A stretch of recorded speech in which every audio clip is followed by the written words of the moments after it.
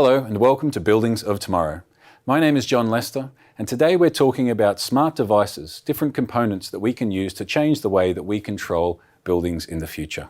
I'm joined here in the studio by Chris Kopp, who is a hydronics and HVAC theory expert. Chris, thank you for joining us. Thank you, John, for having me here. My absolute pleasure. Please give us some insight into the future. What is coming in the next step of smart devices to enable us to change things and the way that we do control within buildings? Okay. I think today smart devices is a term that you hear all over the place. And when we talk about smart devices, I would like to focus on smart devices within the hydronic system setup.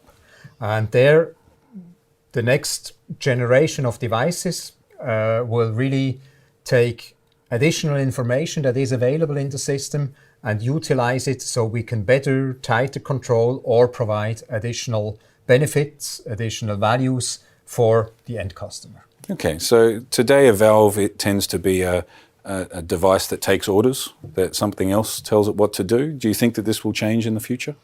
I think we would like to enhance what a valve will do, right? For example, in the past or in general, we control based on temperature and set then the valve in the desired position to maintain the temperature that we want in the supply or in the room.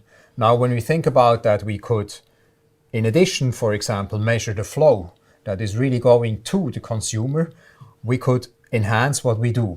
And also with the availability of microchip technology, computer power that you can place in any small device out in the field, out at the consumer, we can also make calculations out there without having to rely on a superordinate system. So we can calculate and take the current flow and figure out what is the energy consumption by, in addition, measuring the supply and the return temperature. So we could enhance the control to make sure we get the accurate flow, but we can also then make a calculation to figure out how much energy does this consumer take in at a given time, and then also make then comparisons among different consumers. Okay, so we could measure some of the things that we already measure today, but actually use them to make decisions at the very place where they are required, where they make the changes. Yes, we can do that. And in addition, we can also then, of course, if we have several of these consumers, add them up and get a better picture of the overall consumption, which might then help us to make decisions on how to run a producer, or if we have several producers, as it is common in big buildings, make clever decisions about which ones to use, at what efficiency level we want to use them, and things like that, which in the past we had basically to derive from very, let's say, crude values like a valve position. Now we have more information available and we can do that.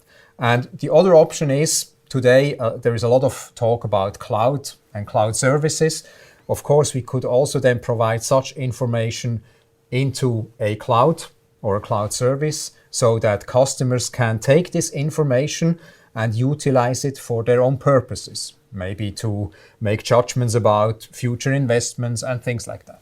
Okay, so not just making better ways to make decisions right at the place where we would like to make changes within the control system, but actually enable us to make decisions that were not possible today because we're not collecting all of the information that these devices in the future might be able to find. Exactly. And in addition, we could utilize this smarts or the intelligent that we place right at the valve to also make better decisions on how to run a pump, or also to compensate for certain behavior of, for example, a heat exchanger. Because a heat exchanger very often has the tendency not to behave very well. It doesn't have a linear behavior.